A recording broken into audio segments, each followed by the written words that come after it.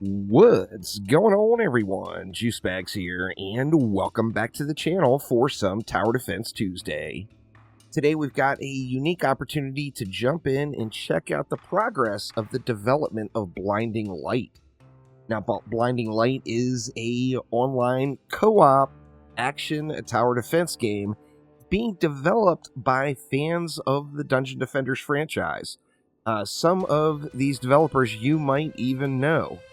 Now, Blinding Light is an indie project, and one of the great things about indie games is this is a passion project. This is not a job that these guys are going into on a daily basis. They all work other jobs, and they are dumping their heart and soul into getting this game into the full package that they have visioned. Now, this is a playtest of two playable heroes. There is Alita and there is Kieran. The last playtest or prototype was on Kieran's gameplay. This one is going to be on Alita. Now let's go ahead and jump on in and check out some of the basics of the game. For those that remember the last video, the game's not recognizable. It's had so many upgrades, so many improvements, so many things added into it. It's tough to even recognize. Now, this is a very early prototype build, so as you see here, bugs are expected. It's not the full package yet. The game will be delivered in its entirety when it is ready. Now let's go ahead and jump on in. As you see, it's seed-based. We're going to just go ahead and go with a random seed, and we will jump in and kind of get a look at what's going on.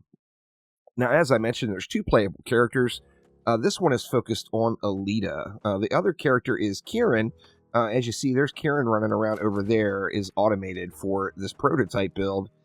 And there's a real big difference between these two heroes. First off, Kieran places towers where Alita places tribal warriors.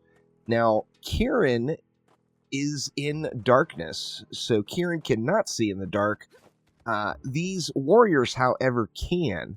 So there is a real nice co-op cooperation, I guess that is what co-op means, between the two, where as Kieran places the defense, you see this dark shadow or dark orb, and it's because Kieran can't see, and that is lighting up the area.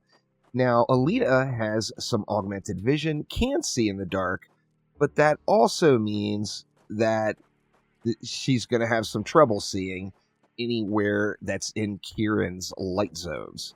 Now, as you see here, we loaded in. We've got some weapons. You got a choice to pick to take the weapon or place a warrior. See, we've got a railgun and orb cannons. There are multiple different weapons with many more to come. And I kind of like the orb cannon. We're going to go with that one. And then you see we have the option to place a warrior. Let's go ahead and throw a warrior down there. We'll throw another one here. If you see in the bottom left of the screen, you see the number of defenses that are left. Kieran can place one more defense. Alita can place one more warrior. Now, to place another warrior, we're going to have to go find another weapon here. So let's just go ahead and explore around the map a little bit and see what we got. The map itself is just greatly changed from the last playtest. And here we go. We got a railgun here. We'll place a warrior here. Now, obviously, up here behind this rock is not the best place to place this warrior. So let's go ahead and command this warrior. We'll just actually have the warrior follow me for now. And we will get this warrior into a better spot. So we see the arrows coming in. These are the lane wisps, so to speak, with the enemies that are coming. Now we see a dark zone here. The dark zone means we're not going to be able to see in it because Kieran has placed a tower there. But it also means that there's a tower there. So we can have faith in Kieran in getting the job done with some proper tower placement. Now, it looks like the spawns and everything are random. And this one, it looks like just about everything is coming from that far side of the map. We've got a flyer lane coming up and over. However, I do think we're going to be able to move just about everything over here somewhere. Let's see, how do we want to do this? Well, I mean, this one we can throw in as last resort. So let's get this warrior placed. We'll go ahead and have this one move. Let's just go to, say, right there. So that warrior is now in that zone and will protect it. Now, what do we want to do with these other ones? Let's see. We've got the flyer. I'd almost like to get something in on the other side for a little upfront killing. Let's see. Let's yoink this one. We will have you just move to where? I guess it depends on the range of their guns, etc. Well, we can put one. Let's have one move up here, as we do have quite a few lanes there. Let's put it right here, and maybe we'll get a little double dip into this lane as well. Let's see. So that warrior is making their way over. Let's grab that other one, see where we want to put it. We got that flyer. These flyers are coming up and over. Let's go ahead and grab this warrior. Now, as you see, the warriors are color-coded. I'm wearing the green dress. This warrior has the purple dress. We'll get into exactly what that is all about here in just a moment. Where do we want to put this warrior, though? We've got one there. We could put one... Actually, you know, we could put one all the way over here.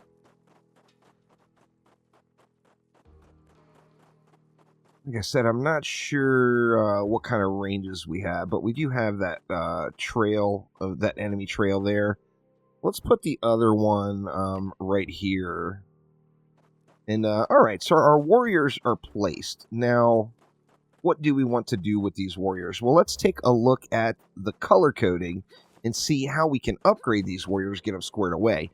Now, as you play through the game, you are going to earn some crafting materials that are going to allow you to upgrade not only your warriors, but the modules that will be placed into warriors. Modules are kind of like your gear. You know, they augment your play in different ways. We'll get into all the modules in just a moment. It appears that everyone is placed. So let's take a look at the upgrade path. So every warrior, of course, can take a different, or can accept a module. We've got like the damage bonus module. Now this one is going to be for me right at the top there. So I think I'm going to take the straight up damage bonus. Deals an extra 51% damage to all enemies. Now we see this one is level 5. And the reason is I've used my materials to upgrade this one. However, we want to get something on all of these. Now, this one that I placed here close, which one was that? That is kind of like the yellowish green. So let's see. That one, I think we can really benefit from some range. Let's see. We've got a range one in here. There we go. Range boost. Let's go ahead and give that one some range. The other two, sky's the limit. Now, you've got all sorts of modules. So you've got anti-type modules. Ant module, anti-module. Get it, y'all? Anyway, this is going to be specific against that type of enemy. It's the anti-mod of Dungeon Defenders 2. Deals extra damage to that particular type of enemy. Additionally, it's going to prioritize attacking that enemy. So it will allow you to get kind of some focused targeting in on what type of enemy you're getting per lane. Now, we've got attack rate, which, attack rate is just always good. Let's just go ahead and throw attack rate in there. You see which ones I've been using. It's the ones that are all upgraded. And then this one's interesting. It's a damage over time module. So enemies hit by that particular weapon or defense also get a dot. So, I love me some dots. Dots are nice. You got things like nest proximity range. For that, you can just look around at where the enemies are going to spawn, where the nests are going to be coming from. And, you can move all of these warriors around wherever you want. Now, as I mentioned, Kieran places towers. Alita places warriors. Now, the warriors can be moved wherever. Kieran is going to create those dark spots. And we're just going to be focused on Alita here at the moment. Let's see, now what else? Let's just throw that dot, we'll throw that dot module in this one. And then, of course, we can get some upgrades in. We've got 4 upgrades left. We've got this one up to level 5. Let's go ahead and take that up to level 6. We got some range. As you see, too, The upgrades, the more upgrades you put into it, the less value each upgrade is going to give, as you would kind of expect, to be honest with you. Let's just kind of do even upgrades across the board. We'll go 5 on the rate. We'll get that one leveled up, the damage over time one leveled up to 4, and then the range leveled up to 4. Now, if we look over here on the side, we see difficulty all the way up from 1 all the way to 10. Now, the difficulty and beating the map difficulty is going to affect the various rolls on the weapons that do drop through the map. Additionally, this is exponential scaling, so 2 is going to be twice as difficult as 1. 3 is going to be twice as difficult as 2, etc., as you work your way up. We're going to take this down to 2 just so we get a little bit of difficulty. Let's go ahead and finalize our module upgrades, and then we can get things started. Now, you see the timer up in the top right. The objective is going to be survive 5 minutes. We're going to hit this button here to get things started. We'll also want to hit the button at the end to finish it out. Let's go ahead and do it. Let's get things all started up here. So we are good to go, and here it comes. Now, there's going to be various bug-type enemies. Additionally, there is going to be threat enemies. Threat enemies are going to be indicated on screen by that red triangle. The threat enemies are going to provide some sort of threat bonus to their homies, which means there's going to be like damage buffs, etc.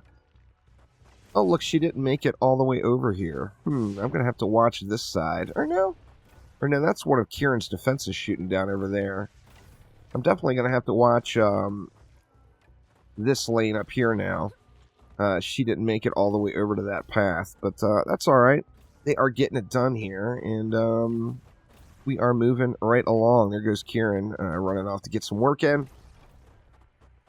And we see the enemies that are coming. Now, when the threat enemies approach, they are priority number 1. You're going to want to get those dead, as they're going to be providing those buffs to all of the other enemies in the area.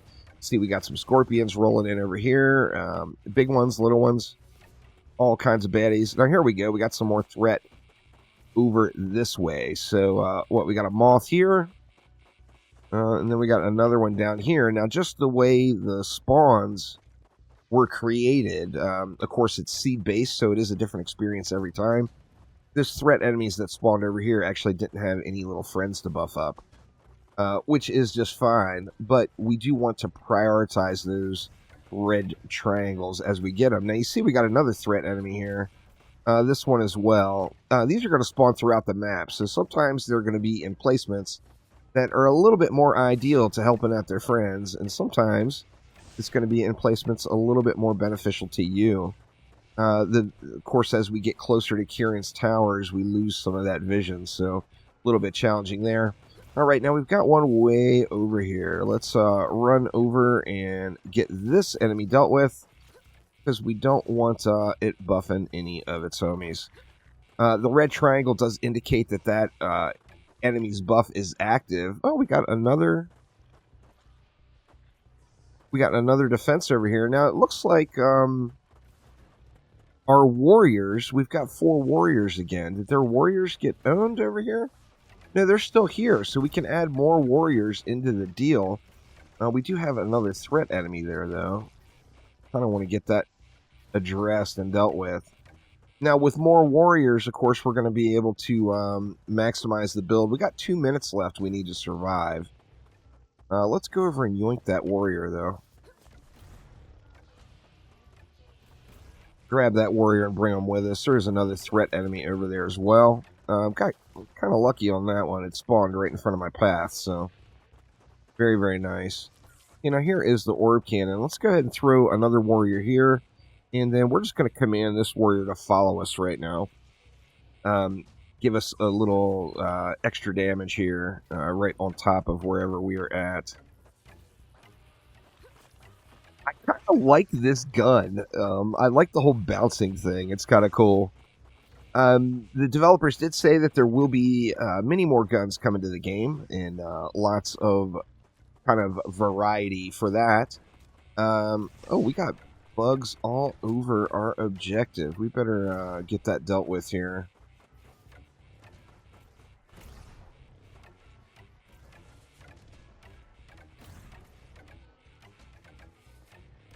We got 1 minute left to survive at this one. And then we'll try another one. We'll turn the difficulty up a little bit more and see how it is. I guess people in the playtests have beat it like over difficulty 4. There's been people recording difficulty 4.5 wins, which, you know, if you just do the math, man, that's a whole lot more difficult than difficulty 1. That is for sure. Yeah, we don't want this guy throwing out any of the buffs. Now, when I'm getting pretty lucky timing on where these threat enemies are spawning, and I'm able to get to them right away. But once a buff is applied, like, for example, if a buff was applied to that line of scorpions there, then it will show the red triangles all over those scorpions, as those scorpions are now going to be, they're going to be buffed up. So now we see the red icon that's indicating that one of the threat enemies is doing its thing. The threat enemies are always going to be displayed on screen over to the left. You see we still have a moth somewhere. The moth is not doing its business right at the moment, though. We better get in on these flyers. Alright, now let's go ahead and take this one. It looks like right over here is going to be a good spot. So let's leave that enemy there. Okay, now we got a threat enemy that's kind of up and behind. Get this one dealt with here.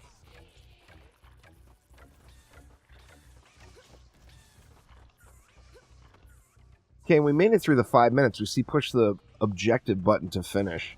So we survived the 5 minutes on that one. Let's go ahead and close this one out. All right, so victory. We earned 6 upgrades there. Holy crap. Now, this one was difficulty 2. Of course, I am just in nub mode here. So let's crank it up a little bit further and see what we can do here. Let's see. So this time we got the orb cannon again. We got a rifle. Let's use a different weapon here on this one. Let's place a couple of our starting warriors down. Now, oh yeah, we got a real diverse setup this time. The lanes are coming from all over the place. Alright, so this one could be quite a bit more difficult. Let's go find another weapon, see what's there, and get our last warrior out to start up the map. We got another rifle over here. Let's go ahead and place a warrior there. And actually, let's just bring this warrior with us for now. So we will command this one to follow me. And let's see, where do we want to go? Oh, we got flying lanes, we got ground lanes. This one's going to be hectic, y'all. This one's going to be hectic. We got, 2 paths coming in. Now, of course, bugs can walk up walls. So, yeah, there's no safe or uncrossable pathing. These bugs are going to get there. Let's see. I almost feel like, as spread out as these lanes are, that maybe I should kind of turtle up that side. So let's bring that warrior we just picked up. And let's go, like, right here. Let's see. We'll place this one right here. Let's see. What else do we have? Now, these lanes...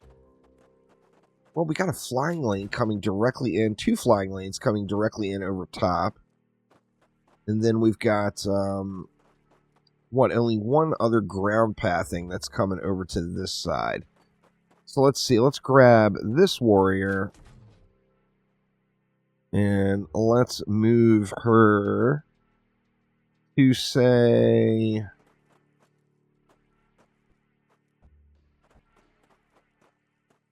Let's say right here. I feel like we could use something else over on this side. I'm going to leave that warrior right there for now, though. Let's see. Let's take this one.